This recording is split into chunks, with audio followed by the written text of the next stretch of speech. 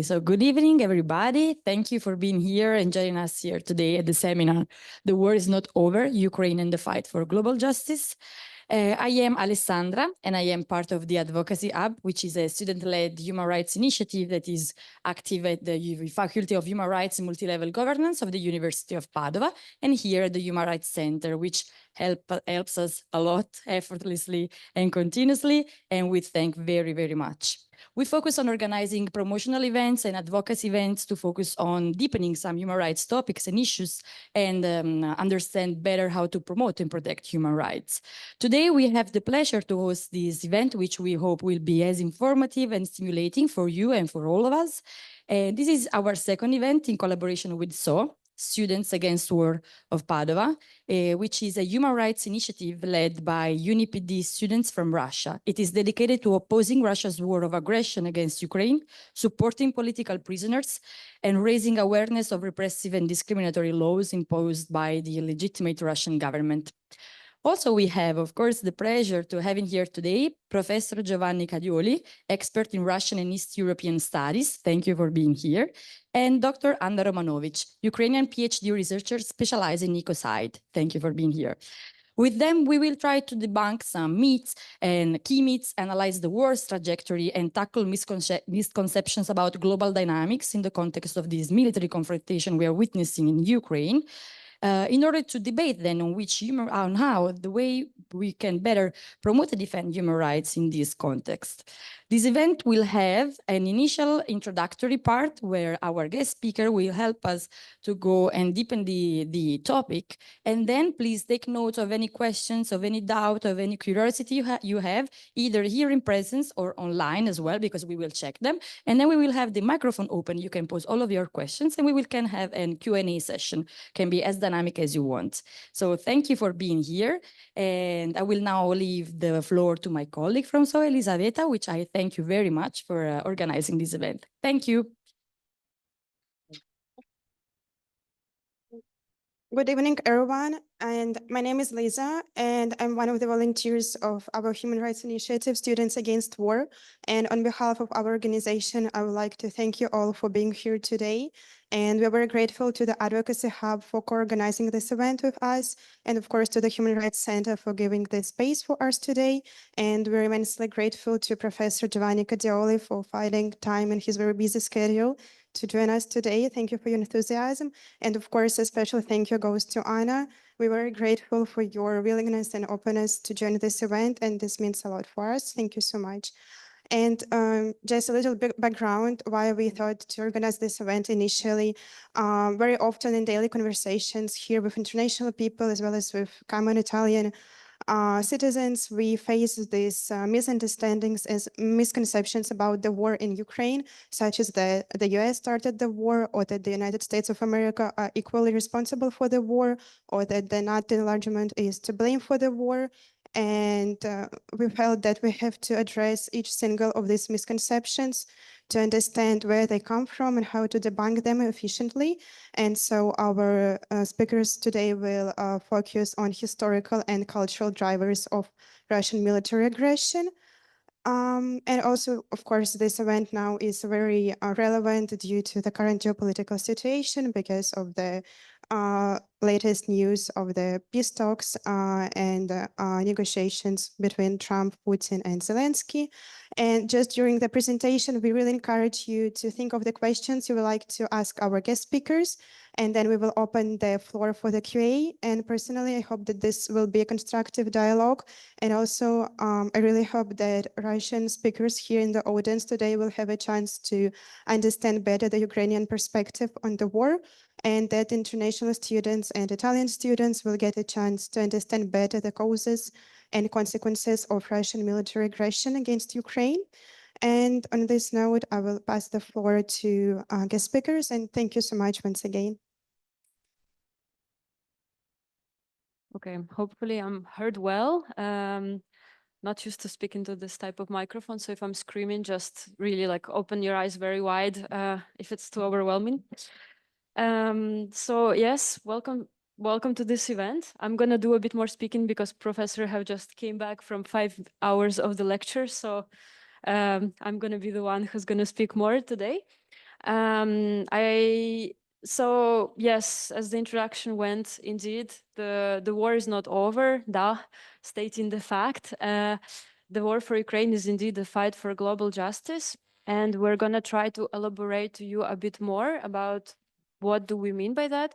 So it contains 3 parts. The first part will be like sort of an introduction to how did we all get in here, and yeah. And then we're going to have the second part, which will be talking particularly about Russian interference in Ukraine. And lastly, we're going to have a part for the Q&A. At least this is the plan so far. If it's not working, if we're taking too long, we're going to try to adjust. So allow me to go further. So I believe that on 24th of February 2022, a lot of people woke up. They opened the phone and they said, overwhelmed, like, but how did it all come down to this? I cannot believe what's happening. And then, you know, all these conspiracy theories on the social media, people believing that some unbelievable stuff about this war. And by this day, it's not clear, which is shocking to be Ukrainian and learn this kind of stuff. But I guess if the need arises, I guess it's better to come down to the very beginning, to how did it all come down to this. And I guess when the war has started, this question, hope it's okay. This question actually didn't come to the people of the region, so Ukrainians and people from post-Soviet Union. We were not really surprised, and I can tell you why. So the first reason is that we talk about the root of the problem, which is Russian imperialism. It is very deeply rooted into their culture as such, into history of the country. And so being the neighboring country, you would not be surprised to hear that Russia invaded Ukraine. You would not be surprised to hear about Russia invading any country, which is shocking because, you know, people in the West were not really sure about that. And so allow me to guide you a bit through to the matter of Russian colonialism.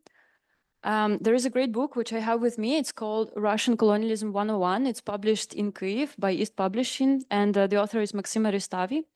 And what they did is try to summarize, first of all, the root of the problem of Russian colonialism. It's not in whatsoever way promotion. It's my personal book that was bought as a gift. So I just want to quote something that they explained. So there is a way how Russian colonialism worked all these years, and we talk about roughly past 100 years or so. And they have a special way of intervening into other countries' private business. So they do it by the means of step 1, gaslighting. So they fuel the divide. And I'm going to give some examples so it doesn't sound like too generic. They fuel the divide. They find 2 sides. They find some kind of polarization that they can fuel. They find some problem internally in society, and they keep on pushing onto it. Then they do identity erasure, saying that, but you actually don't exist really as a country, but you know, you're like a smaller part of our country. Actually, you don't have any identity whatsoever. They manufacture disinformation and my all-time favorite, accusation of fascism.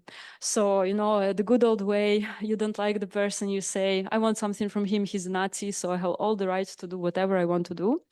And in this book particularly, but I put it on the slide as well, they already did so in Finland, Estonia, Latvia, and Lithuania, which is a funny joke because we all know that they are not, but okay. And so also in Ukraine in 2022, so they do it. The next step for them is to invade. And the great excuse, which is to protect someone, to protect the poor Russian-speaking people of Ukraine, to protect some poor people oppressed by their government.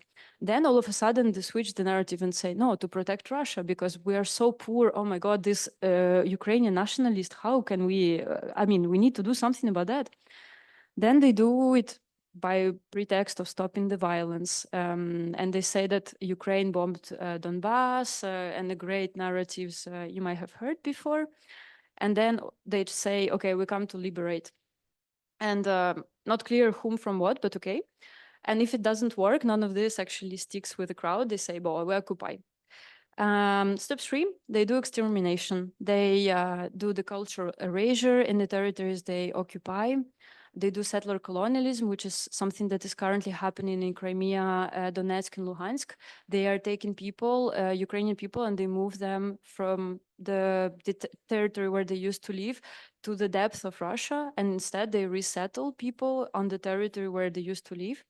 They do ethnic cleansing, genocide, mass murder, deportations, which is very painful to mention, but deportations is something that they like to do, especially to our kids. And then they like to do Russification, which is you stop speaking your own language, you start to speak Russian. Russian is the only language, Russian is the main. And ultimately, they do territorial dismembering, which is something that I guess all of you can already see, which is happening in Ukraine at the moment. It's shocking because basically in this book, they try to take it from the common knowledge sources, and they found one formula which can apply to all 48 invasions they did in the past 100 years. 48. This number is just insane to comprehend. It's like unimaginable. And yet, when we woke up in 2022, everybody were asking, but how did they do this? But how did it all come down to this? The next thing I want to show you is something that is in this book. They actually show you where exactly this intervenes by Russia has occurred. And as you can see, the region is very vast, and it's not only Ukraine. And it's been only something that they did in the past roughly 100 years. It's more than that.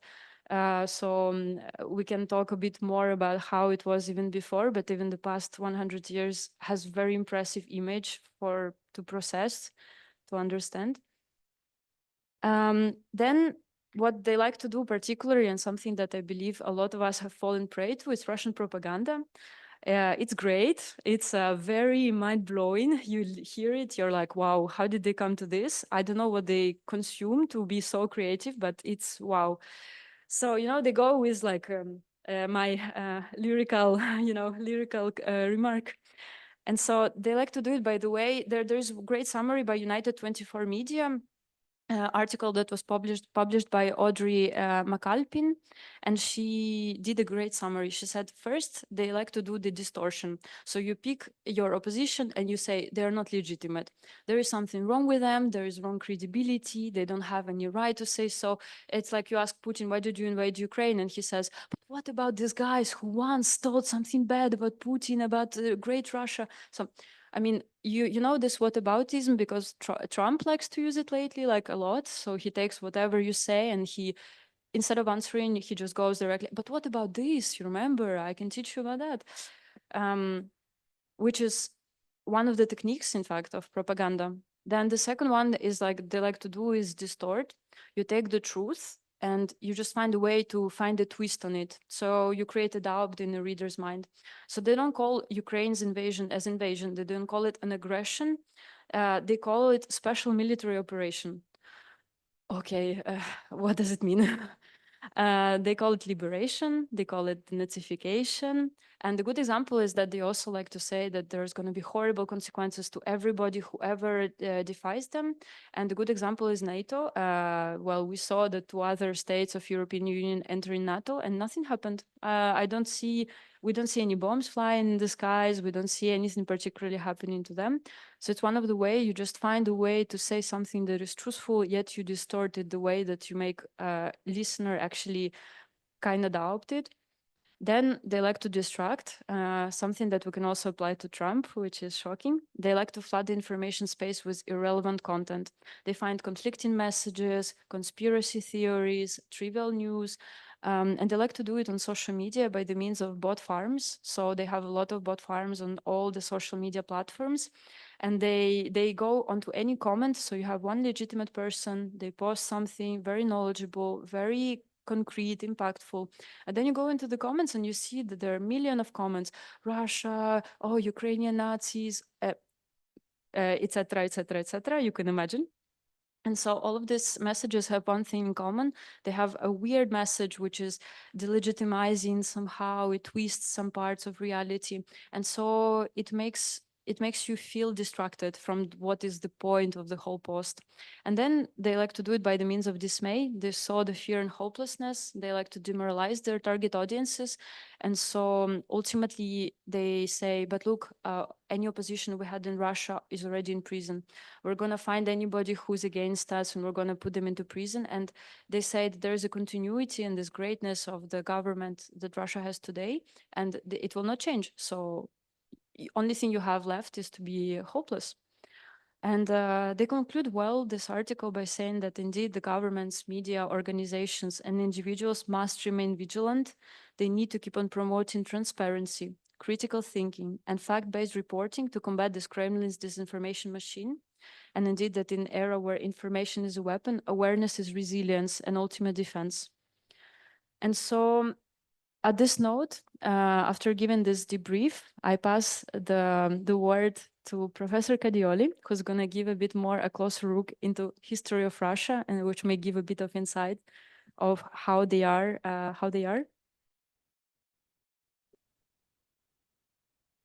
Sure. Thank you. Also, yeah, I shout a lot. So if I do shout, please tell me. No eyes, just tell me. Also, can I press the space button to advance the slides? Because I don't trust this machine. Yes. Well, things that I would need usually 7 hours to explain, we're going to do in about 20 minutes. Let's start from an opinion of mine, which is not only of mine, it's shared by very many historians and academics, which is that the moment in which the Russian Federation was at its most democratic was actually during the late Soviet period, between 1988 and 1992. So the last years of Gorbachev's tenure and the first year of post-Soviet Russia. Here you have a representation of how we got to Gorbachev. You have Brezhnev not feeling very well anymore, having died in 1982, having been succeeded by Andropov, who lasts a year, and having been succeeded by Chernenko, who lasts less than a year. A senile leadership put in place at a time in which the Communist Party's primary goal was essentially to safeguard its own rule.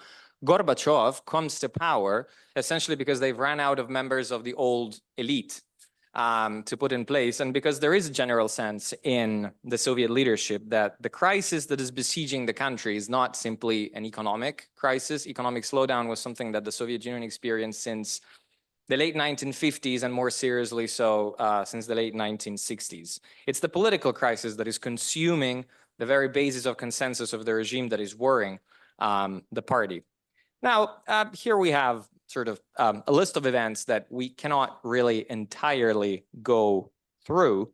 But essentially, this is just to clarify that the downfall of the USSR was actually not written in sort of the necessary fate of the country. The Soviet Union could have very well survived the 1991, late 1980s juncture. As a matter of fact, the downfall of the Soviet system is still a matter that is very much debated. There existed long-term factors, such as, once again, economic slowdown. There existed long-term political factors, the fact that the myth of the October Revolution and of the ideas that had brought the Bolsheviks to power had begun to fade, and therefore political apathy was rampant throughout all republics of the Soviet Union. And then, of course, there were a number of unexpected events, such as the Chernobyl accident, which, you know, was not a problem of the Chernobyl power plant. The Chernobyl power plant was functioning just fine.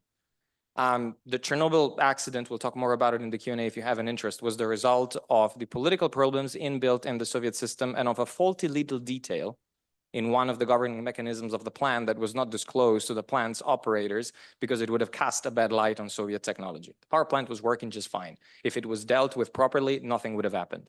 But of course, Gorbachev could have not anticipated the Chernobyl disaster. Neither could he have anticipated the Armenian earthquake, which killed tens of thousands and squandered the state budget. Really, though, and this is just a proof of how much debates still exist about the potential reformability of the Soviet Union. You have a point of view that is sort of more favorable to the idea that the Soviet system could have been reformed. Stephen Fran Cohen, who unfortunately, the late Stephen Fran Cohen is no longer with us. Unfortunately, someone who in the last periods of his life fell for Russian propaganda. In 2013, he appeared on Russia Today, kind of buying the Ukrainian equal fascists Kremlin propaganda booklet element. And another debate opened more recently by Professor Andrea Graziosi, who's one of the foremost experts on Soviet affairs. But really what I want to strike here, moving quite quickly, this is a photograph of Moscow in the late 1980s, possibly in early 1991. Why do I say that Russia was at its most democratic during the late Gorbachev era? First of all, the first free multi-party elections, truly free democratic elections, were held during the Soviet period, when the Russian Federation was still the Russian Soviet Socialist Federative Republic. There is a central political element in the downfall of the Soviet Union, to me at least, which is the fact that the very own leaders of the Soviet Union gave up on the Soviet system. You see, you always have to reason when you talk about the Soviet Union as in Soviet system and Soviet Union. The Soviet Union was a country. It was a multinational federation of republics. The Soviet system was the system built essentially by 1919, which included political authoritarianism, a compulsory ideology, extensive censorship, extensive repression, state ownership in the economy. That system came to an end because Gorbachev ended it. By 1989, it was gone. The Soviet system was no longer there. And of course, at this time, you had demonstrations such as this. This is a pro-Yeltsin and anti-Gorbachev demonstration in favor of sovereignty, not only for the Russian Federation. You see the flags of the Baltic countries and the flag of Ukraine right there. The problem is that right since the beginning of the power transition away from the Soviet Union and into present-day Russian Federation. This is an iconic photograph, the one you have up there. It's a famous tank photograph. August 1991, hardline elements within the state, the Communist Party, and especially the KGB attempt a coup d'etat in the Soviet Union. They have massive powers to mobilize, massive military force. They could have actually forced 1 to 100 Tiananmen squares in the Soviet Union. They decide not to do that consciously.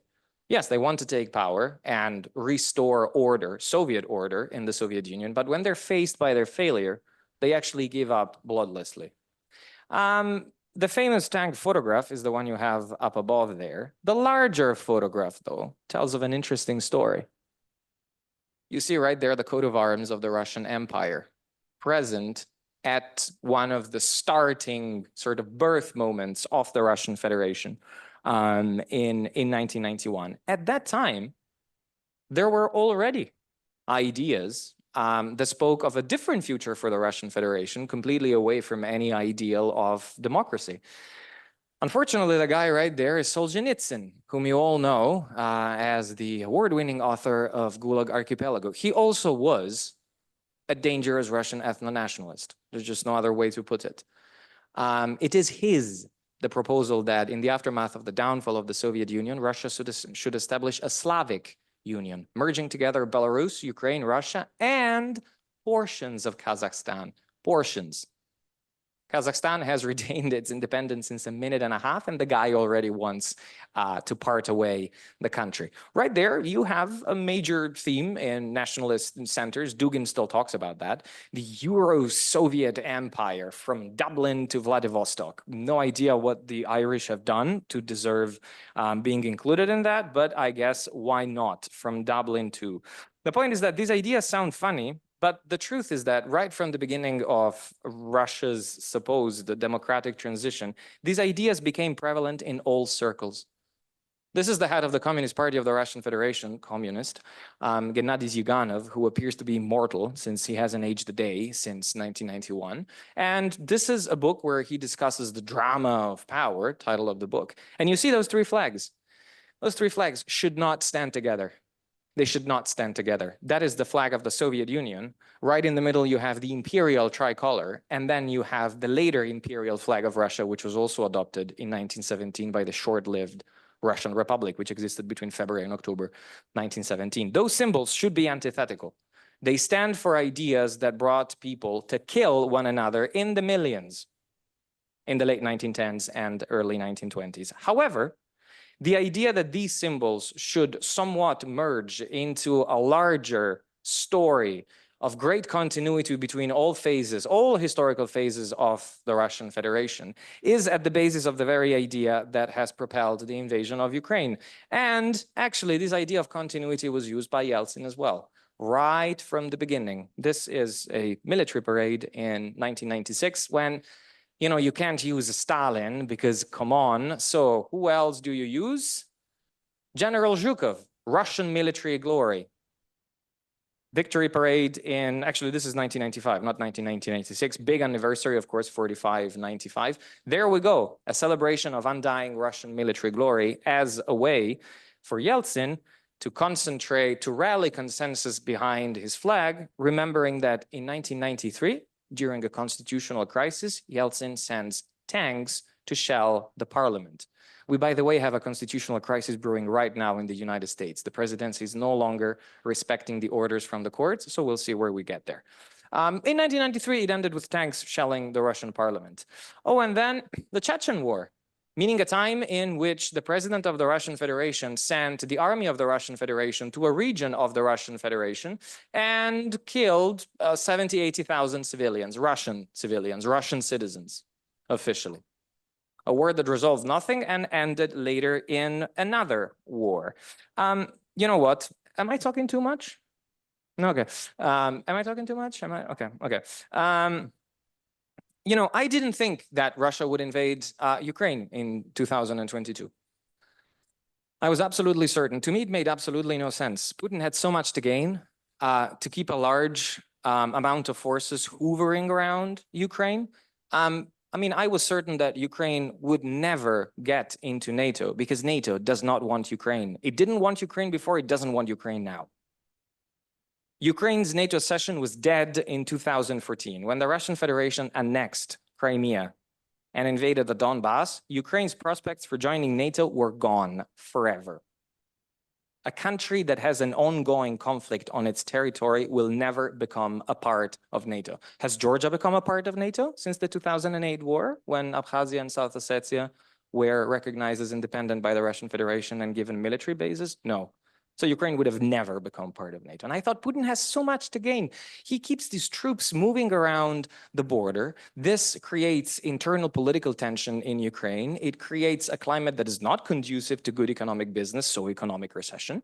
And he can blame all of it on President Zelensky calling for war, which is not coming. And instead, the war came. And the reason why I was wrong is because I didn't believe Putin enough. Now, Putin becomes head of one of the successor agencies of the KGB in the late 1990s, but that's an interview he released in 1991. 1991. He's asked by the interviewer why the little Lenin bust that used to stand in the office he has just occupied has been removed. And, well, what he says is that that little bust was removed because he regards the Bolsheviks as culprits of having destroyed historical Russia, having put an end to the unitary Russian state, which he understands as the Russian Empire. When he says Russian state, he means Russian Empire, and having broken up the unitary state in principalities, kняжества. He doesn't use the term republics. He does not recognize in 1991 the 1922 decision to establish the Soviet Union as union between different republics. And in 1991, he says, the Bolsheviks are responsible for having destroyed our state, and this is a tragedy. This is 1991. The moment when, if the guy was ever a liberal, which I guess it wasn't, would have been. But that's his ideas, which he had in 1991 and which he repeated in 2016, for example. Using the exact same word. A bomb was planted at the foundation of our statehood. And these are exactly the justifications that he used in that terrible February 21, 2022 address, where he again gave us a history lecture. He was a bit more outspoken on that day, and he officially said, you know, Stalin should have won the 1922 debate. Why? Because when in 1922, the Bolsheviks discussed about what structure to give to the new socialist state, Stalin was in favor of essentially reestablishing a unified state, the likes of the Russian Empire, within which there would have been autonomous regions, but no republics. No such thing as Belarusian Republic, Ukrainian Republic. A unitary Russian state with inside it some autonomous territories. Lenin was adamant that this should not happen. And Putin even mentioned the fact that the right of secession was given to the republics in the Soviet constitution. You know, when the Soviet Union fell apart, it was all legal. Republics simply had to say, look, the Soviet constitution says that if we want to leave, we can. We want to leave. Thank you. That's what the Baltics did.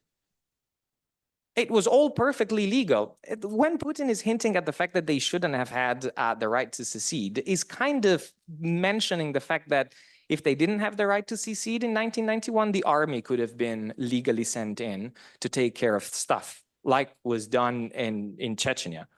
And now very, very, very, very quickly, truly, I swear, truly. These ideas Putin has not simply spoken for himself or talked about in one or two addresses. He has championed a view of Russia that has made it possible to create a historical abnormality such as this. This is a pro-Russian fighter in Donbass, and he is hoisting a flag that simply does not make any historical sense. It merges the flags that were used by the Red Army and the White armies to fight one another during the Russian Civil War. This is not by chance. There has been a decades-long operation to merge together the different phases of Russian history, selling the idea that there has never been any major difference between the imperial Soviet and Russian Federation phase of Soviet history, because primordialism, Russia has always existed and will forever exist. Centralism, in order to exist, Russia must be ruled with an iron fist by the center. Militarism, in order to exist and be great, Russia must have a strong military and must expand, because Russia has no borders. That's what Putin keeps on repeating. Add to it an obscurantist view of Orthodox Christianity and all else. Now, I'm not saying this.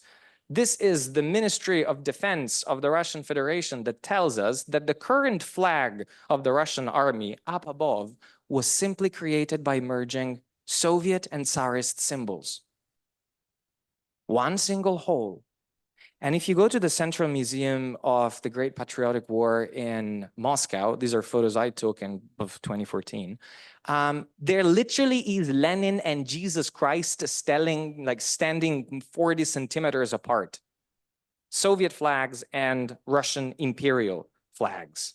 This was an incredible other thing, the Festival of Lights in October 2017, where you literally have the coat of arms of the Soviet Union turning and becoming the double-headed eagle of the Russian Federation, all pursuant to the idea that there is one single great Russian identity that has always remained the same throughout the centuries, and this is a gigantic lie.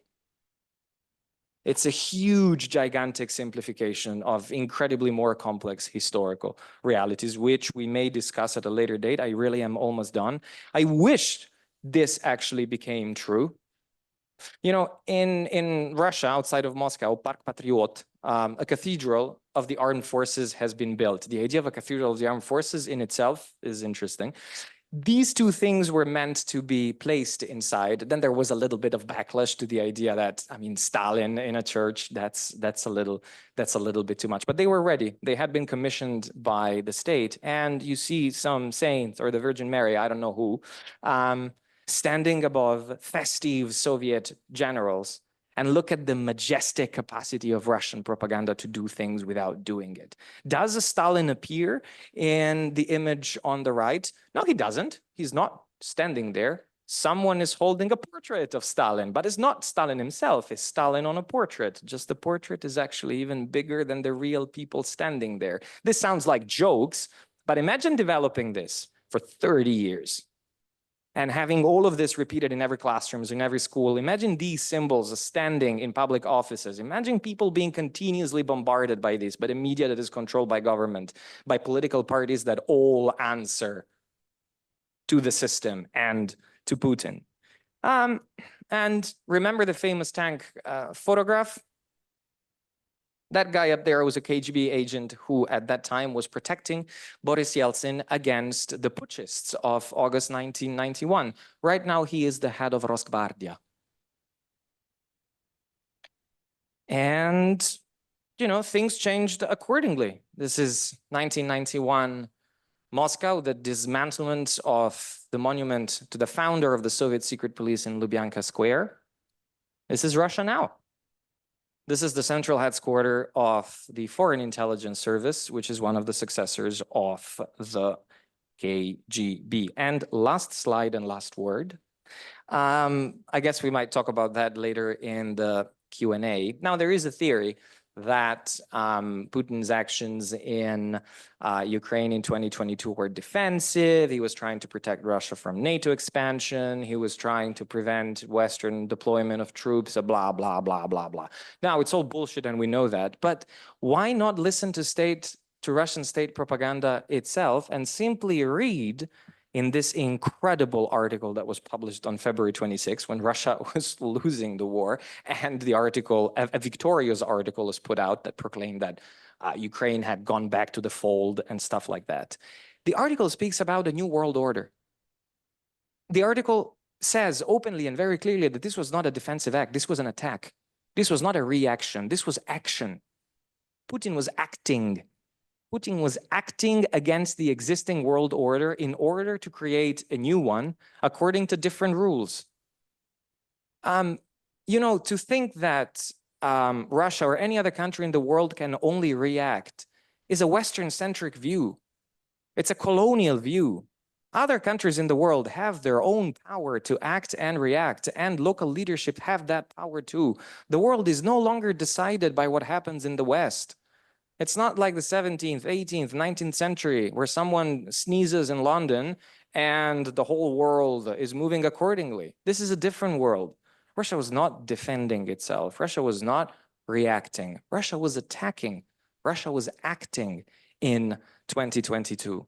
And it launched an offensive not only to regain control on Ukraine and essentially negate its existence as an independent country, but in order to put an end to the world order that right now is crumbling because it is being destroyed by President Donald Trump. The world we're headed for is one where Putin's actions are the new normal. The world we're going back to is a world much akin to the 19th century, where might is right, where if you have the means to do it, then the Panama Canal is yours, and Greenland is yours too, and, well, I don't know, maybe Taiwan is China's then, right? If those are the rules of the game, that's the game. The problem is that, and this is quite incredible, the greatest victory that Putin is achieving right now is having Donald Trump in the White House. And the United States essentially taking classes from Russia's actions. I spoke a lot, but I'm done. I just want to say that to me, and personally, like a good wrap up would be to say that I urge you to think about it this way. There is definitely a cult of the leader that we can see in Russian history, a huge one. And my question is, do you think that Putin gave birth to Russia how it is today, or was it Russia who gave birth to Putin? Because my guess would be the second. And allow me to start with the part number 2, which is Russian interference in the history of modern Ukraine. I'm going to try to go only through the key events so we have a bit of time for Q&A. I have allowed myself to prepare a timeline. I think I close half of it, but nonetheless, I will speak through it. So I start, the presentation of Professor was intense. I have never seen that much Russian flags in the past 10 years of my life. I purposely was avoiding it, but traumatized. Since the August 24, 1991, Ukraine has declared independence from USSR.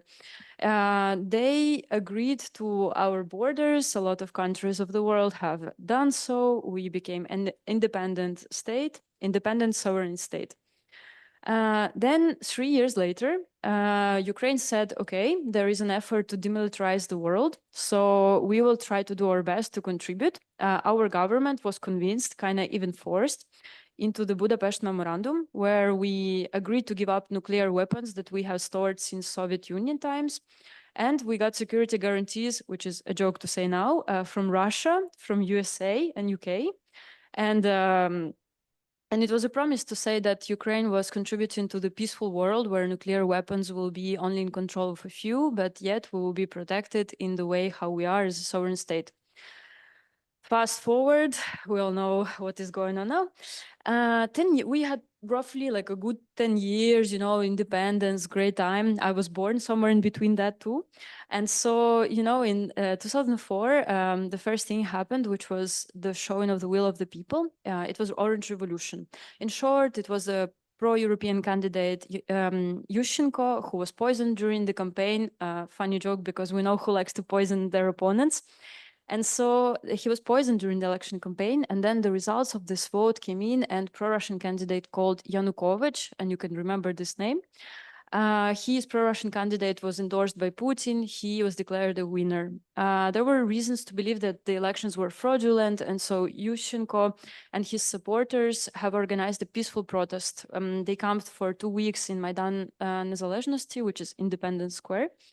And ultimately, the Supreme Court of Ukraine have ruled that election, in fact, was invalid, and it ordered a new runoff. And so by the end of this runoff, we already knew that Yushchenko got 52% of the vote, and he was inaugurated in 2005. But Yanukovych didn't disappear from political landscape of Ukraine. And in 5 years, he managed to gather enough votes. And ultimately, in February 25, 2010, winning 48.95%, which is very slight, narrow margin over the opponent, he was declared the president of Ukraine. Then everything started to go bad, just to say so. Not even 1 week later, Party of Regions, which is political party of Yanukovych, have installed their own prime minister, so they overruled the current party in force. And then Institutional Court have ruled back on the 2006 reform, which gave more power to prime minister and gave more power to the president instead. And this is the first time when our political government said that they abandoned the idea of entering NATO. So I don't know if Putin have seen this presentation, but I hope he does. You know, you guys, they already said we're not going to be part of NATO back then. So actually, everything was going on pretty bad during the 3 years of his presidency, as you can imagine. There have been a lot of ruling back on a lot of constitutional rights, of independences of Ukrainian citizens. There were a lot of oppression. All of a sudden, the activists started to be persecuted. And it all started to peak in November 2013, which is the day when Revolution of Dignity have officially started. Right before, there was a promise that Ukrainian president before was working on. It was a Ukraine-EU association agreement. And it's been in works for a long time, and it was backed up by the people. And then one day before the signature, our great president, pro-Russian puppet, said, I'm not going to sign it. I'm going to sign another economic agreement with Russia. People said, no, you will not. So we started to gather the protests all across the Ukraine. It was every day since November that we were going out, but it all peaked and became more radical the day when the Ukrainian students on Maidan of Independence have actually gathered, and they were violently beaten by the police. The next day, 1 million people went marching on the streets. 1 million people marched saying that it's not okay. We object this police violence. We object this abuse of power and the government political decisions. The 1 million protest was in Kyiv, and I attended. And other people who have been all across Ukraine, they gathered a similar type of protest. And ultimately, the protesters have established the base in Ukraine's, in Kyiv's Maidan Nezalezhnosti, once again, Independence Square, where the police and assault groups tried to get them out for 3 months of very, very cold winter. And there is a great documentary which is called Winter on Fire, if you want to see a bit more about it. And indeed, it was very violent. It was horrible because they started shooting protesters and nobody really reacted in any way. And we were there all by ourselves. And more than 100 people of civil activists have been killed in this Revolution of Dignity. Then on the 20th of February, Ukrainians said, okay, either our government is going to get the hell out, or we're going to take the guns and we're going to go to our main governmental buildings. 21st of February, Yanukovych escapes to Russia.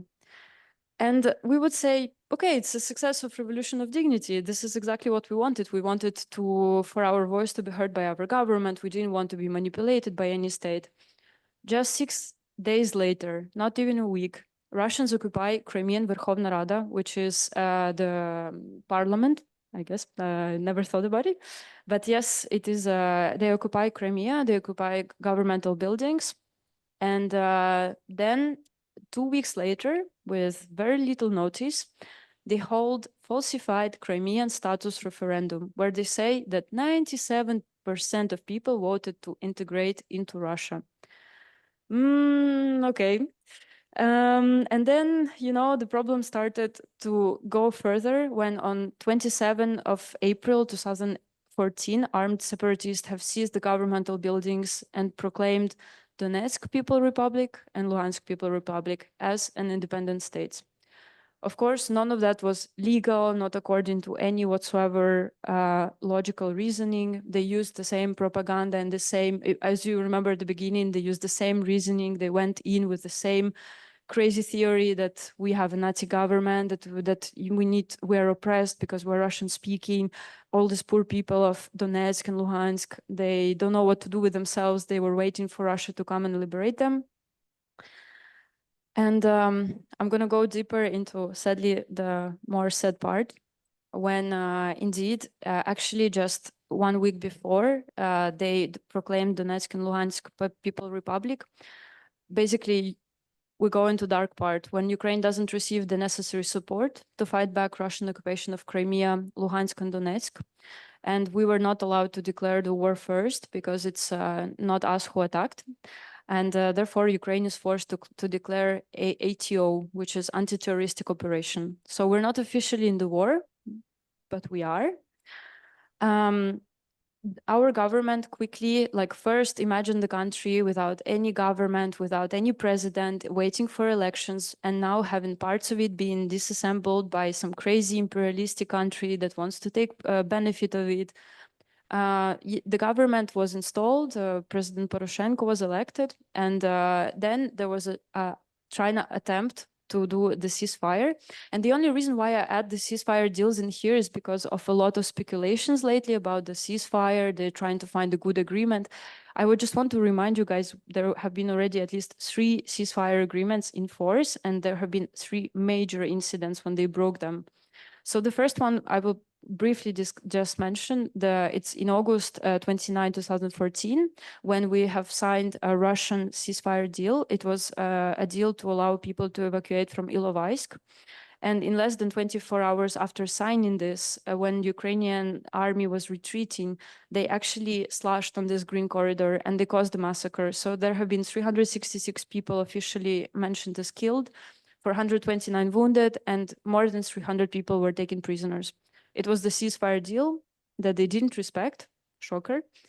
And so in February 12, 2015, we signed Minsk Second Agreement, and it's something that is supposed to be enforced by now, if I'm not wrong. And despite signing this with us, in less than 2 days after signing, they take offensive. They take Debaltseve, which is Ukrainian city. They kill more than 100 people, Ukrainians. And here we're not talking about soldiers. We're talking soldiers and civilians, not just that. They injure more than 200 people. They capture more than 110 people, and they displace thousands. 3 years into the war, it's still ongoing. And despite that we have the Minsk Second Agreement in force and 2003 treaty to use share of Kerch Strait, they, without any provocation, just open fire on Ukrainian ship. And they take 24 prisoners and they bring them to Moscow, and they were held hostage for more than 10 months without any explanation as to why. And then I put this date because it's an important one to remind you all. Zelensky became president of Ukraine in April 21st, 2019. He got 73.22% of the vote, which is 13.5 million people who supported his election. which is to say that all accusations of Trump or Putin that he's not legitimate president of Ukraine, no, he is. He might have maybe the highest rating politician can have. And the reason why maybe is because he was trying to promise to end the war. He really was determined to liberate first all of the people who were captured during all of these ceasefire deals, all the people who were, he was trying to liberate the occupied territories. He really tried hard on it to deliver on it during his election campaign.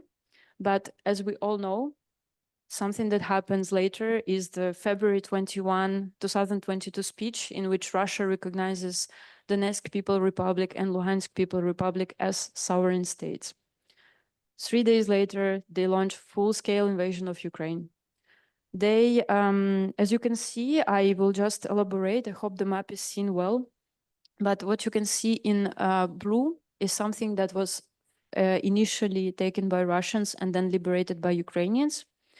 What you can see in red arrows, it's a pressure points on which Ukrainian armed forces are being pushed on, which, as you see on the territory of Ukraine, it's not already the territory which it actually has a lot of civilians there. Just to debrief, it is actually cities where people live at this point of time, and they're being pushed against every day.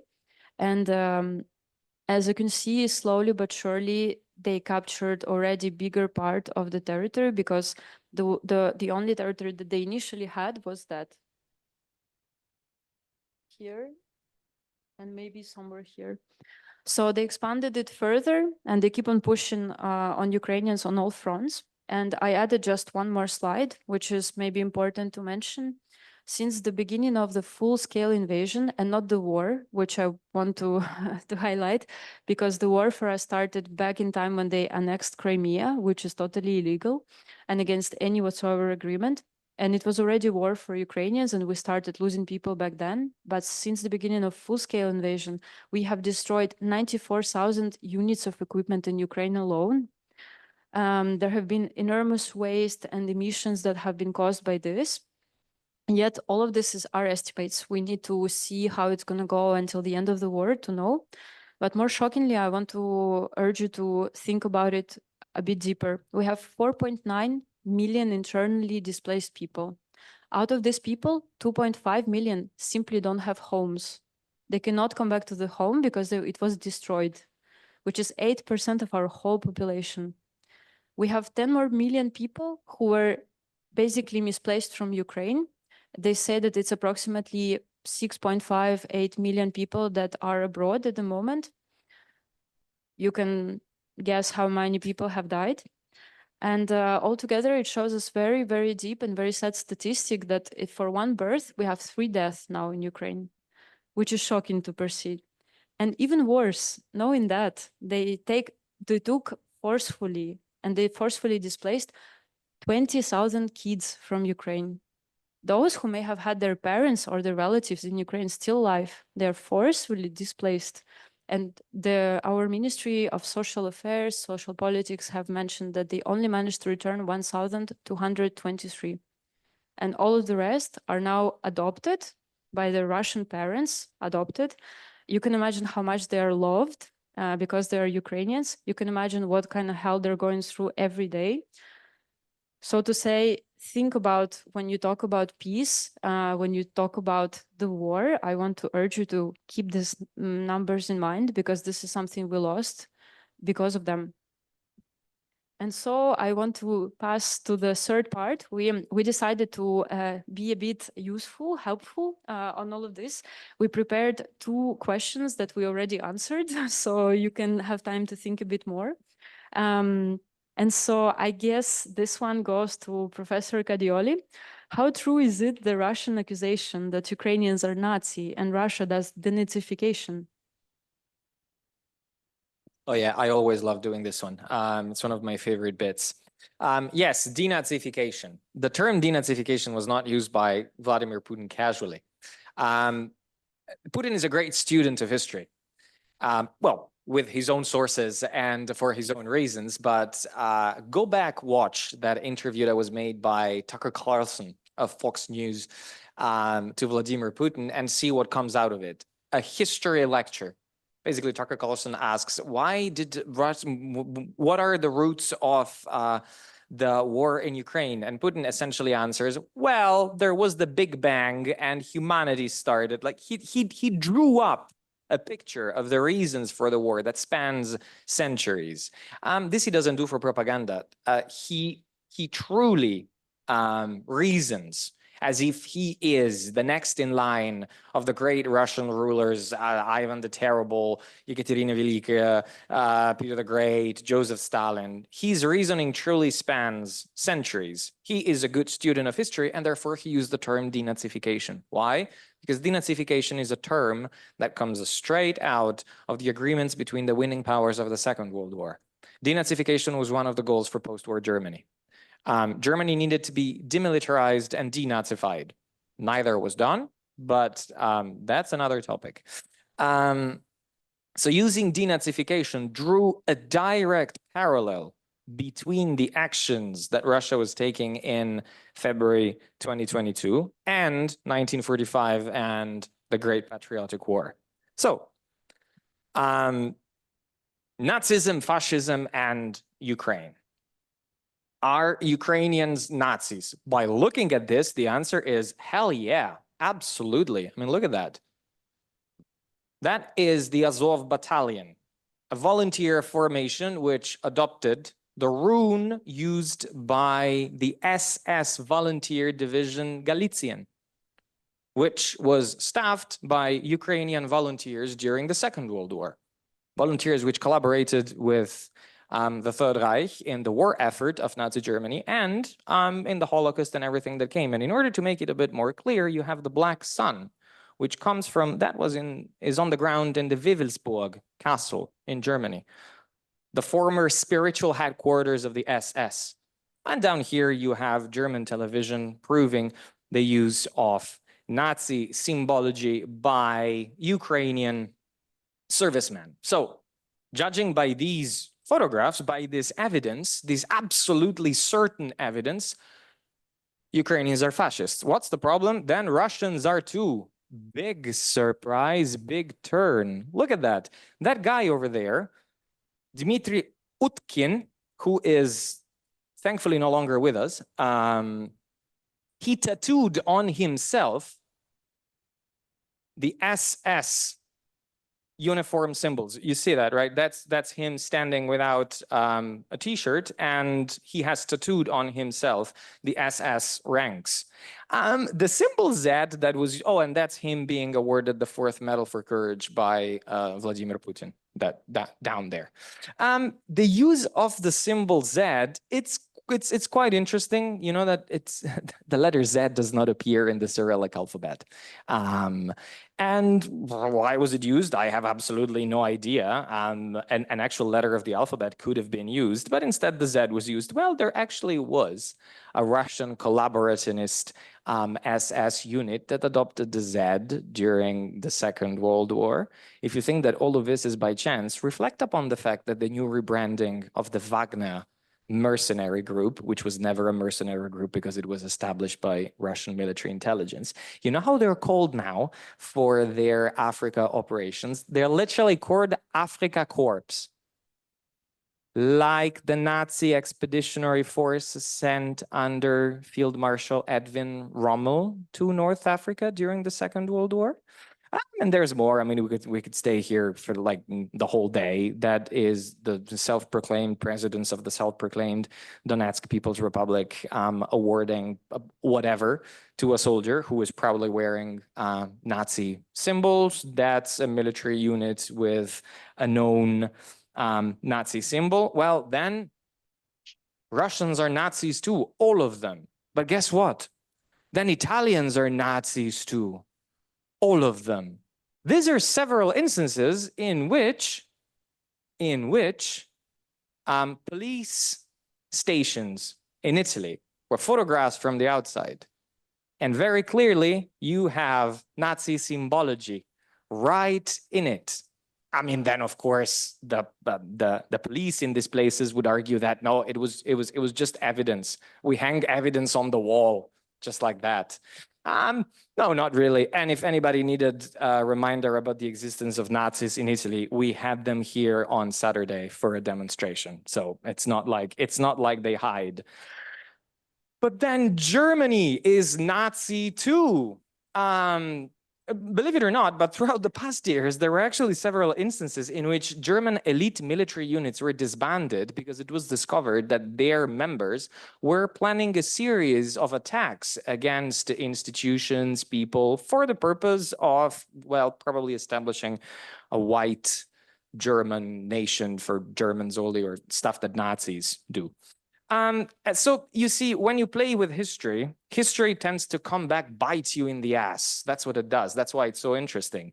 Because another argument was made by Russian propaganda that the very symbology of present-day Ukraine is Nazi.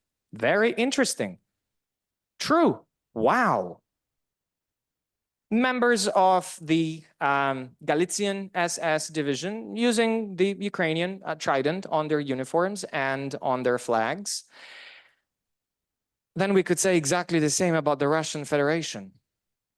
Andrei Vlasov, general of the Red Army sent by Stalin with the Second Shock Army to try to relieve the Leningrad blockade in 1942, surrounded. His army is destroyed. He becomes a collaborationist, and he groups together 130,000 men that fight side by side with the Nazis. And they use the St. Andrew's flag and the current Russian tricolor as their symbols. And was the Italian tricolor not used by fascist Italy? Did they change the colors and symbols? Were there far-right militias in Ukraine? Yes, absolutely. There's plenty of interviews with members of the Azov battalion that say, yeah, we're fascists. But fascists exist everywhere, unfortunately. They exist everywhere. Organized right-wing parties and right-wing movements exist everywhere in the world. The truth about it is that the role that these far-right militias played during the Maidan protest was negligible. Were they there? Yes, they were, just as much as fascists were here in Padova on Saturday. Does this mean that this whole country is fascist? Does it mean that it needs someone to intervene and cleanse us from I don't know what? No. So you see, playing with history is dangerous. So your final answer will be maybe? No, okay, it's clearly a no. I quote him, he said it's definitely a no because his microphone is off. So the second question I thought we may need to address, people ask a lot, will there be a World War III? And guys, I'm very sorry to say, but I think we're already in it somehow, in some way. You know, usually you call World War something when there is like more than two countries that oppose each other. And we have right now in Ukraine, we have already North Korea, Belarus, Iranian drones, and China, who's helping Russia to avoid sanctions and procure a lot of stuff. And to be fair to say, I mean, it is already looking like a lot of fucking international engagement into one regional conflict. And then to say, indeed, we see that this year, Trump's administration actually also became a catalyzer of all of this negative change in geopolitical dynamics. And the world has really changed since World War II. So, you know, this kind of pretext, which is going always about, okay, now we're talking about ceasefire deal. And hopefully, I mean, everybody, it's in our first interest to achieve it. The question is, we want to be sure that it's just. And so I want to show you that if we do zoom out on all of the timeline of how the events were unveiled in Ukraine, there have been really good moments when you could have entered and said, it's inappropriate what you do, guys. We need to have, our international community doesn't accept it. We need to put the peacekeepers. We need to make sure that the peace is already installed. You could have done it during Crimean Verkhovna Rada occupation. You could have done so when they held this referendum, and it was definitely fraudulent. You could have done it when the separatists have taken over Donetsk and Luhansk, you could have entered already there, and you could have put a peacekeeping missions of UN, of US, of anybody of EU, etc. Then there have been multiple ceasefire deals broken, and no whatsoever response came. And so I want to ask you just this one question. Do you really think that the peace is absence of war? Because if we want to talk about peace, what it is a justice for people who have suffered something which is unprecedented, something when they had to fight back the attack. And now asking them to find concessions that are not just is something that only a person without real awareness and somebody who really stands for another type of world, at least not the one that I would like to live in, and I hope you too.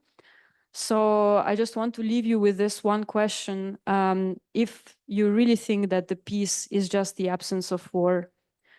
And ultimately, on my part, I want to conclude with reference what Maxime Ristavi mentioned in his pretext to the book. We know that Ukrainians are not the only ones who suffered from all of this continuous and unprovoked Russian aggression and land stealing. But we really believe that the cycle of unpunished Russian imperialism and colonialism, it just has to stop with us. And so now we're just leaving it to the Q&A.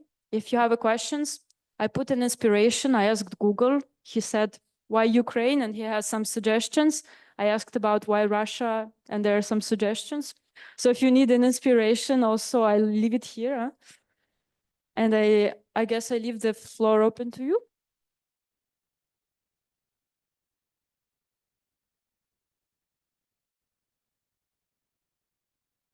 Thank you very much.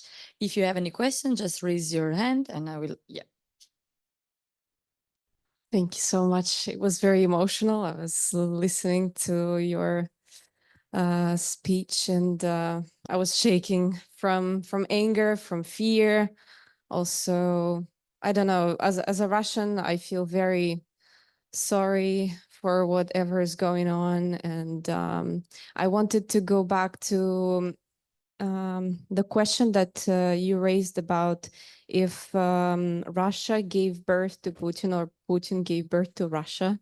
And as a Russian, I just don't want to believe that, like, I grew up in this country and I was also brainwashed with all of this propaganda. And like when I was I went to the university and my critical thinking started to develop, I realized that, wait a minute, like this is something wrong going on. So I don't know, actually, like from my side, if we, like Russians, made this mess and let Putin be born, or the upside down, because like new generations, I think they're more politically active, and I hope that we can make changes to make Russia more democratic. And so I'm trying to lead to the question that I want to ask, is that if you believe that there is a chance for Russia in the future to become a democratic country, because if we consider all of this heavy imperialistic past, will it ever be overcome? Like, do we have this chance? What do you think? Thank you so much. I guess Professor Cadioli can answer a bit better and more explicit. Yes, sorry. Giovanni, he's young, you know, guys, just in case.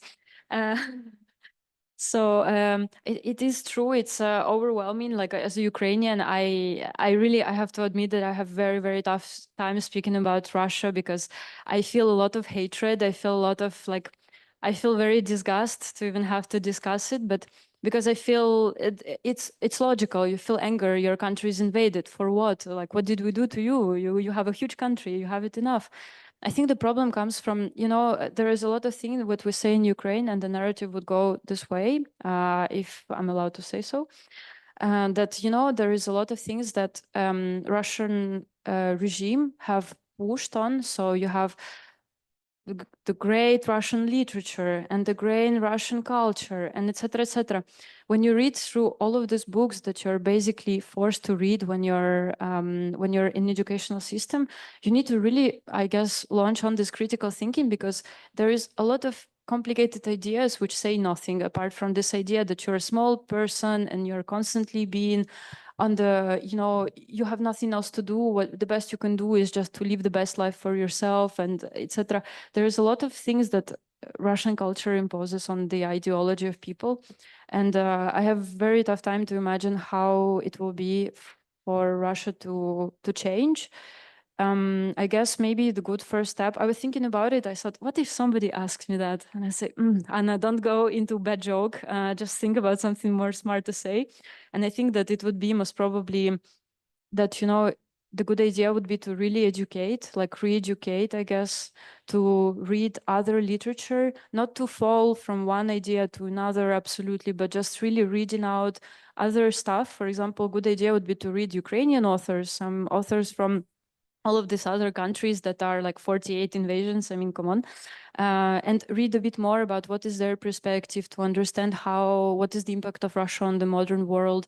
And so, to start changing ideas and imagining how it would be. But I'm afraid that this like swift change from one to another at the current state is impossible. I guess Giovanni will clarify a bit better if he has something else to add.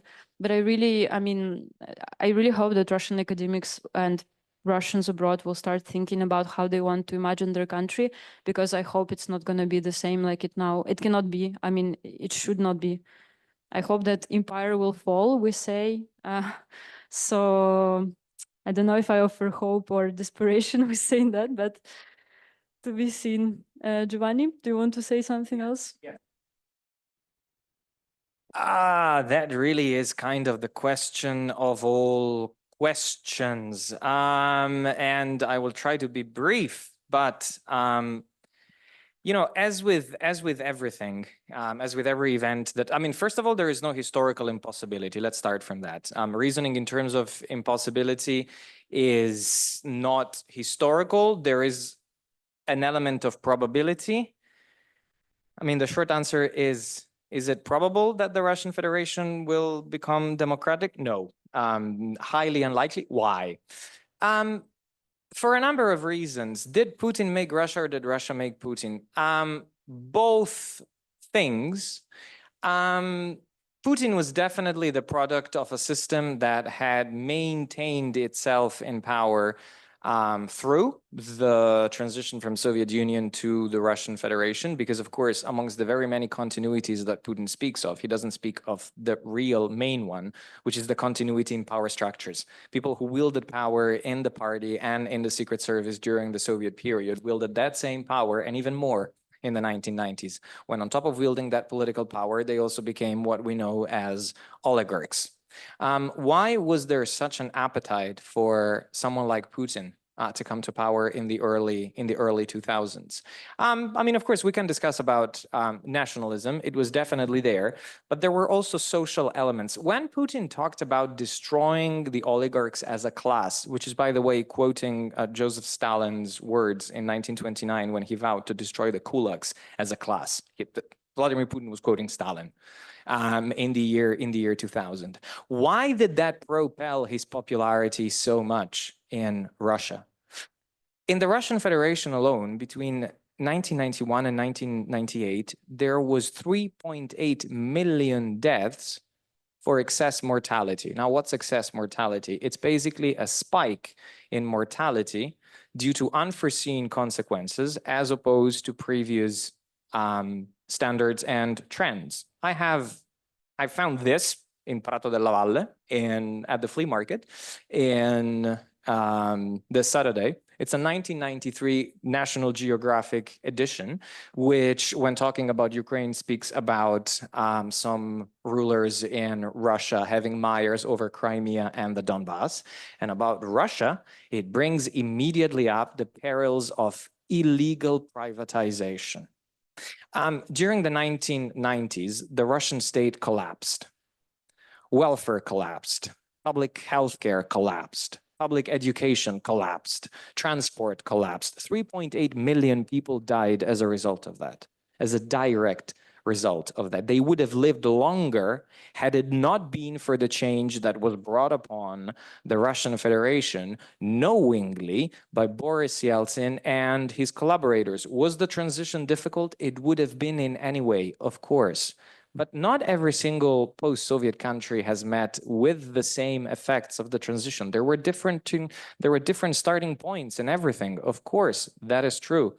But it remains true that the 1990s were a cataclysm for the Russian Federation. A moment in which democracy was not born, a moment in which a market economy was not born, a moment in which the vast majority of people lived real, huge hardship, far worse than it had been during the late Soviet period. This contributed to the appetite for Vladimir Putin. Now, I guess a more direct answer to can Russia ever become democratic? Maybe yes, but not within these borders. Not within these borders. What happened in the 1990s when constituent parts of Russia asked for independence? I mean, after all, everybody was becoming independent in the early 1990s. All the different former Soviet republics became independent. So why not Turkestan? And why not Chechnya? Why the two things moved so differently? Why is Turkestan still a part of the Russian Federation, a main region of the Russian Federation?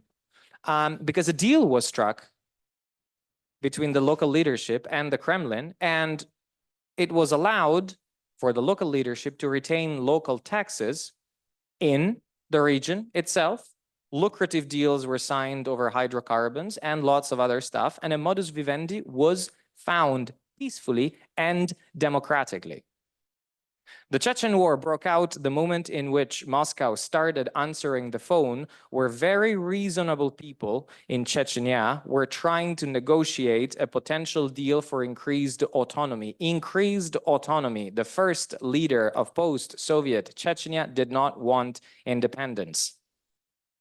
Moscow started responding, and then Moscow answered with the military. And right now, Chechnya is one of the most obscurantist regimes in the world. It is the petty fiefdom of someone who rules like a Persian satrap from 2,000 years ago. I am not certain if there is to be a political transition to a system that might one day resemble more democracy, that can happen within the current borders of the Russian Federation. If that discussion is to be started, that discussion should include the right of certain populations to seek their own good through autonomy or independence. Let us not forget that the Chechens were entirely deported by Joseph Stalin during the Second World War. It's not that they had it very easy. So never say no in history, but I find it very hard to imagine that the Russian Federation could maintain itself within its current borders. This doesn't mean that I imagine the Russian Federation broken up between a million different state and statelets, but just how important Chechnya was to the principle of unitary Russia is demonstrated by the fact that the Kremlin invaded it twice. If there is to be democracy, there is to be the right for local communities to decide what is best for them. And that means compromising with the principle of the current borders. And I know it's very difficult, but you know, other countries have done it better than others. The Scottish independence referendum, you know, it was held and it yielded a certain result. I mean, of course, we are a little bit far away from the kind of conditions that there existed in the United Kingdom when the referendum was held, as opposed to Russia. But therefore, my answer is that there can be hope, but there must be an understanding that much will need to change, not only in terms of who rules in Moscow, but of where that person rules on. Any other question you're in presence? Because we also have one online. Okay, and after that, I will read the one online. Hi, oh my God. I have kind of like two questions, I guess, or just things that I want to discuss with you. So first of all, as Anna mentioned in the presentation about Zelensky being legitimate president because he was chosen by people. But right now there is a big narrative, which was started, of course, by Putin about Zelensky being illegitimate president because officially his presidential term finished last year. I don't remember. And then, yeah. And so right now I watched Putin's interview, unfortunately, and he explained it more that like right now he's pushing this narrative that they cannot sign anything with Zelensky being a president because his signature is not legally binding. Yeah. But then according to Ukrainian law, of course, that the country is at war, there's a martial law, and the president is legitimate, and they cannot have elections right now. So just thinking if you can comment on that to tell more about this, because right now Russians are buying it, of course, in Russia. And if, for example, something will be signed, and there will be Zelensky's signature, will it be another reason for future for Russia to invade again? And then the second question, it's let's talk Trump, because tomorrow there's a phone call between Trump and Putin.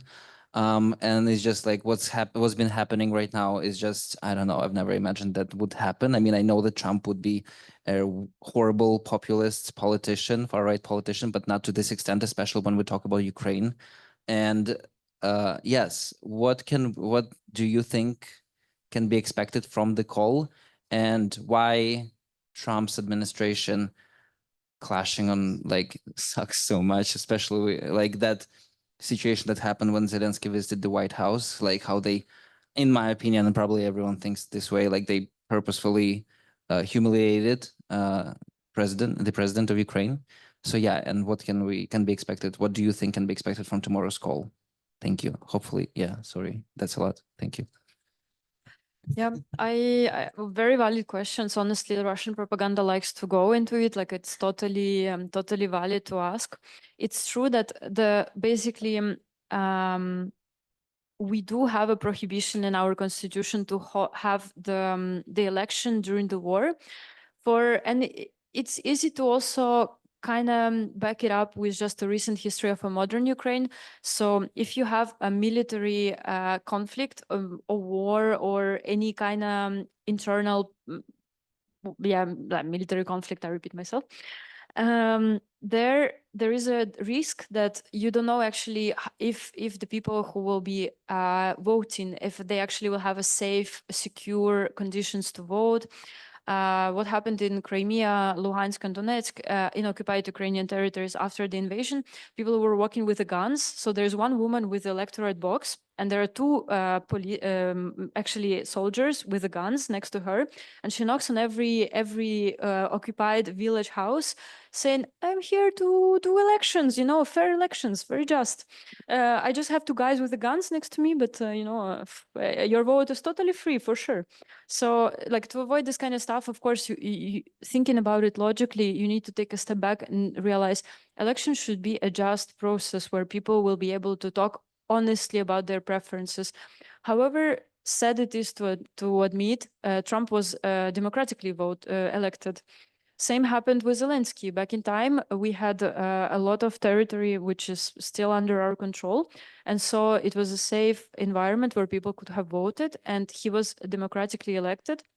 And now our constitution prohibits, since it already prohibits to do elections during the wartime, we cannot be sure that all the people who are abroad can actually vote. Because we don't have really any kind of whatsoever procedure for me to send a vote when I'm in Italy, for example. And so my vote, though I'm a citizen, will not be included, and it's not fair, it's not just. And we are having, as you saw, 6.5 to 8 million people out. So it's not going to be a representative election. And then the last question, which is very painful, is about the people on occupied territories. They cannot vote, and their passports were forcefully taken by soldiers that came into our territory. They were forced to change nationality for their own safety to be able to leave. And so it's not really fair to also take away the vote from them. So there are a lot of questions, like, let's say, legally speaking, we cannot hold the election. We also, as you know, the Ukrainian state needs to fund some part of this election. We cannot fund election while we have a war. We cannot hold election according to the constitution. And it's an unprecedented event, which we didn't choose. And it's not something that Ukrainian president started a war all of a sudden to be in power. It's not this kind of story. So if you really take a step back, you realize there is just a mean of propaganda saying that, okay, he's not going to be legitimate, etc. But yet there have been a lot of precedents in the world where president was in charge a bit longer than needed, or when they had to perform certain function due to the extreme requirement. So on this, indeed, elections cannot be held in the state as it is now. If Ukraine manages to secure a good, secure environment for elections, they will be held, for sure. It's not a question. He's not going to stay in power unless he will be again democratically elected. So the state of law should apply. And so far, it is not on the side of sadly us being able to hold our democratic election. And then on Trump, very big sigh. Just it's honestly what we see. I don't know if you saw the news, but I woke up to the news that Ukraine had to seize Kursk, which I think was taken like a mean of negotiation token because there was nothing else to trade properly. So if we would take a guess, most probably it was very brave of them to take this land. It was very brave to go and try to find something that could be traded in exchange of the peace and the occupation of our occupied territories. Obviously, it was not enough, and now we're in a weird position where we don't know what's going to happen. Honestly, it's as much of a guess for anybody of us as for you, I guess. So I don't know. Do you have to say something, Giovanni, on this? Just very quickly on the issue of elections. A general election was held in the United Kingdom of Great Britain and Ireland in 1935. The next UK general election should have been held in 1940. Was it held in 1940? No. Why wasn't it held in 1940? Because the Second fucking World War had broken out. And the next election was held in 1945. Was there any international condemnation of that? Was this understood as the United Kingdom having strayed from its democratic values and having therefore become, I don't know, an autocracy? No, it was perfectly understood that by actually the Parliamentary Act that was passed in 1939, powers were bestowed on the British government to postpone elections in case of war. Is it not rational that at a time in which a country is fighting for its own survival, there might not be time, nor the means, nor the possibility, nor the intention to organize elections? I mean, it is just literally so blatant. But of course, I mean, it's a good catchphrase. Unelected president, his decisions are void. Someone else is making a similar argument in a way today, Donald Trump. He just stated that the pardons that Biden signed during the last day of his presidency are void because he signed them with an autopen. An autopen is basically a pen that stuck in a machine, a little terminator, mimics the signature of someone. You basically do your signature and then this machine learns it and signs instead of you. Because, you know, Biden was not exactly doing very well in the last 2 years of his presidency since he could barely stand and walk.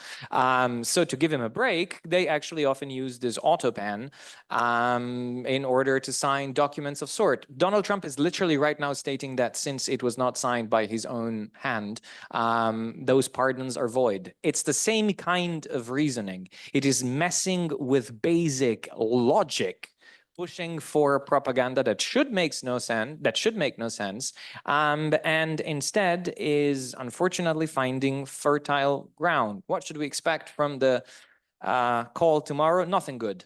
Absolutely nothing good. I repeat myself. The United States under Donald Trump is going back to a 19th century world where the kings of the great empires would wage war against one another and then meet for dinner.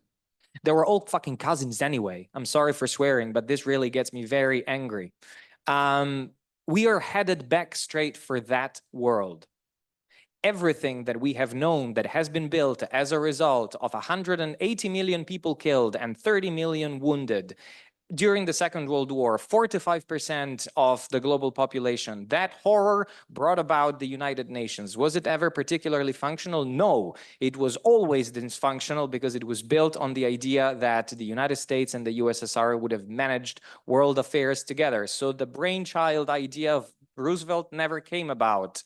Did the UN make things better? Yes, it most definitely did. Right now, that world is ending. It is ending because it is being dismantled by someone who has made it his political program to radically reshape international relations and bring them back in time at a period in which, I repeat myself, might is right. If you are a powerful country, if you have the means not to defend yourself, but to attack someone else and to achieve your goals the way you want, then the world is yours for the taking.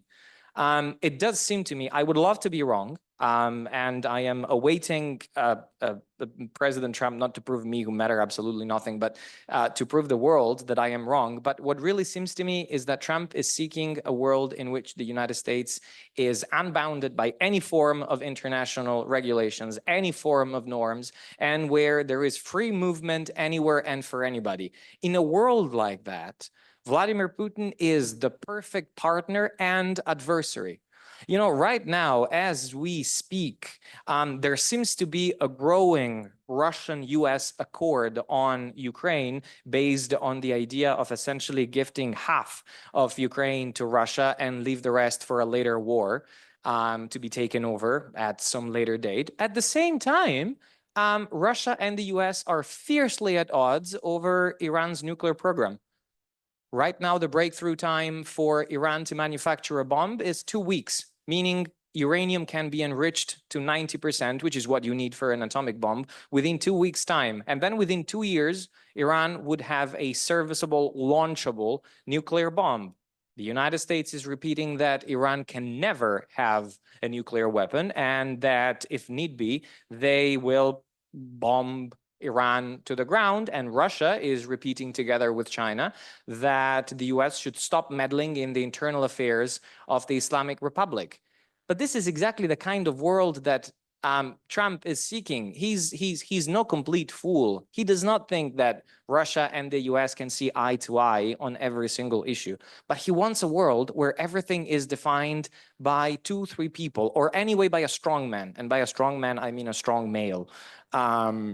And that's where we are headed back, where autocrats and dictators speak the same language and can therefore sit down or speak over the phone and decide that on this issue they'll find an accord, and on another issue they might go to war. We had moved away from that world in 1945. And it had been a better time, yes, during the Cold War, which remained cold only in Europe, because, you know, go ask the Algerians, the Vietnamese if the Cold War was cold. Not really. More than 20 million people died during the Cold War. Still, that order at least provided a parvens of rules, and several times regimes acted bound by those rules or did not bend them too much, afraid of international condemnation, which right now is vanishing because nobody is defending the rules of the game anymore. So what to expect from the call from tomorrow? Anything bad, possibly even worse than what we think. And what's to come? Something as bad that I don't think we can even imagine, because there is no stop to this, quite clearly. Right now in the US, there is a brewing constitutional crisis. The White House has stopped obeying to the orders of the court. There is a massive conflict of power between the judiciary and the executive, and the Constitution is being broken. Where that will lead, I don't know. I just know that there's a movie out that is called Civil War that looks into a distant future. It's never been as close as it is now, not the actual civil war with factions fighting and whatnot, but a breakdown of institutional accord within the United States and competing branches of power and potentially competing states, breaking out of the rules of the game. I don't think it's ever been closer than this since the Civil War. So yeah, I don't think anything good is coming. I just want to say that it's not a good time for some orange man to dictate where to install the peace, neither in Palestine, neither in Ukraine. So I hope that we all will come with some good conclusions after today's event as to think what can we do, because it doesn't seem the people in power are interested, they are playing in our interests whatsoever. Thank you very much. And to conclude, I will read the question that we got online by the people on Zoom. And they say, thank you very much for this insightful presentation. My question would be, what should be the strategy of the international sphere if the condition of a just ceasefire are not given? Do you believe that the rearm of the EU project is the right solution to the conflict? Will it not spark more divide and more conflicts in the present and future? To my question is, how many more democracies we have left? So many more democratic parts of the world we have left. And if you look at the map at the moment, there are way more people who govern by different regime. And so to me, the question of Europe is, if Europe wants to stay democratic, if Europe wants to stay as it is, if it really stands and was built on the values of freedom, of independence, of sovereignty of states, of freedom of speech, and so many more great things that we like and value here in Italy, my question is, how are you going to defend them when the world starts to shrink? It starts to come closer and closer to European Union. And as to me, as a Ukrainian, the only way out I can see is you either stand up and you fight for what you say you believe in, or you can close your eyes and you stop saying that you believe in what you believe, because otherwise it's not being true. Very interesting question. First of all, unfortunately, the international community, which international community? Currently, what we understood as the collective West in the 20th century is coming to an end amongst the many things that are coming to an end. President Trump has stated right after meeting President Macron that the EU was set up to screw with the US. And Vice President J.D. Vance, speaking at the Munich Security Conference, also great location to hold security conferences. If it could be anywhere but Munich, given the previous historical events that took place there, it would be great. J.D. Vance said that currently the EU faces a true internal threat, not external threat, Russia and China. It faces an internal threat, which is having strayed from democratic values. I don't know how he links that with not calling the AfD what they are, which is Nazis, but that's how the United States is treating the European Union right now. So the international community, I truly am not sure whether it exists as we understood it 2 months ago. About rearmament, I think it's a very complex topic, and it drives to deeper and more unsettling questions, because last year the combined military spending of the United Kingdom plus the European Union was about $440 billion. The official Russian military spending was $109 billion. Now, easily double it, because the Russian budget is unreadable and a vast amount of it is secret, and several expenses that are earmarked as not military in fact contribute to the military-industrial complex. But still, let's say $200 billion. Europe and the UK's combined military spending is still double Russia's. Why is then the European Union unarmed, and why is Russia so armed? First of all, we have to look at history. Russia simply reactivated the military-industrial complex that was built during the Soviet period and has moved its economy essentially to war footing. Right now, within the Russian Federation, you see a contraction of consumption that has been unseen in decades. Essentially, you have a state that is concentrating the entirety of available resources on the military. The goods that are not being imported anymore from the European Union are flooded in by China, which is offering them at favorable conditions. But you essentially have a regime that inherited a large, coordinated and rational military-industrial base that it has reactivated. Let's talk about the EU now. More than double military and Russian military spending. Then why Why is the UK capable of mobilizing maximum 3,000 men in 2 months, which is the current statistics? Contributing to that is the fact that last year, only 18% of total European defense spending was spent in a coordinated manner, meaning that the rest of the money was invested in national industries or in partnership between 2 or 3 countries, which oftentimes produced similar weapons or similar capabilities, which are not interchangeable, meaning you produce the same thing twice, which is already not rational to begin with, but you're also producing it in a way that does not interchange. That's most important. If you want to build military might, you have to build certain specific weapon systems for each compartment and make sure that you only build that system for that compartment and parts that potentially will replace it. Only 18% of that money was spent doing that. The rest was spent on national industries that answer to national priorities because, let's face it, the problem in all of this, including European rearmament, is political. It simply is political. The European Union has never managed to create a true European interest that European governments would abide by sacrificing their own national interest. This has been the case. This will continue being the case. Throwing $800 billion into the current defense compartment means wasting most of them. The true answer is political, and it is a bad question to ask, because then you have to ask the European leaders, did you really wake up yesterday and find out that Viktor Orban has essentially dismantled Hungarian democracy? Because if I don't remember incorrectly, 10 years ago, he spoke about building an illiberal democracy. He said it, he told you. Oh, wait a second, you needed his votes in the European Parliament in order to elect certain members there, and therefore you've closed your eyes, and now you find yourself with a country that is not democratic, that answers to the interests of a foreign power, and that is a member of the European Union. Well, good morning. Very good on finding that out right now. So the real problem with European rearmament is political. It is political because only by a political decision you can build functional defense industries that don't waste money and build the capabilities that are needed. Right now, tossing money in the current situation, in the current geography of Europe's defense industries is a waste.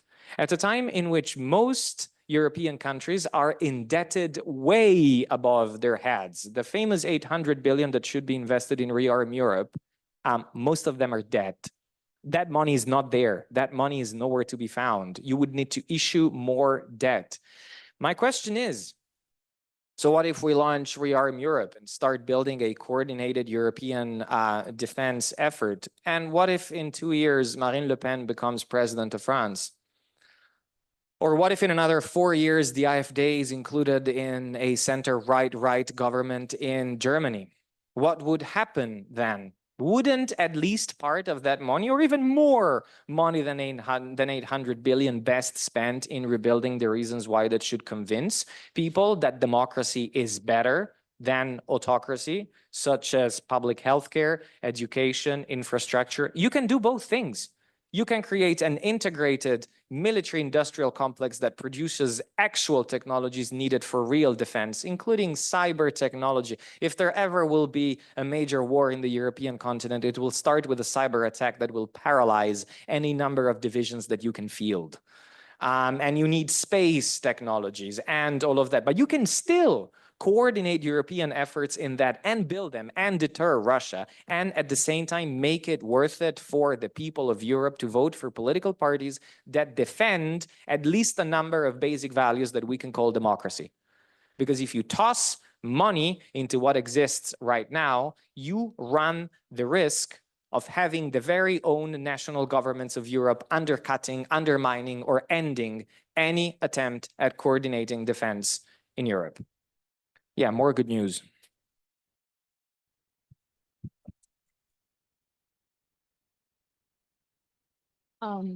Do we have any other questions? If not, yeah, I would.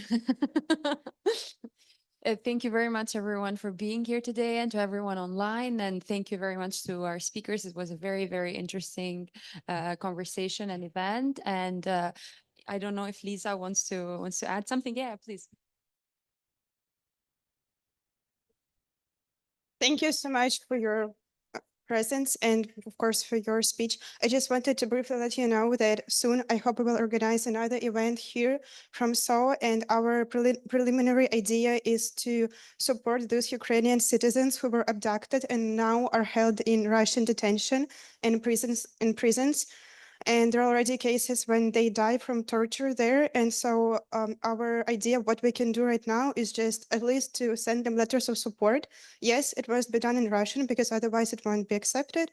Yes, we have to pay in Russian rubles for these letters of support to reach Ukrainian citizens, but there are dozens of such people in Russian detention, and this is a minor action that we can do, and we feel at least some kind of power in this phase of complete I don't know how to call it, hopelessness. Yes, when like big politicians decide our futures and destroy lives of millions of people, we try to do some minor actions and to help some concrete people. So please follow our Instagrams and join us for the next event. I hope we will do this spring also. Thank you so much. Thank you. See you in the next event.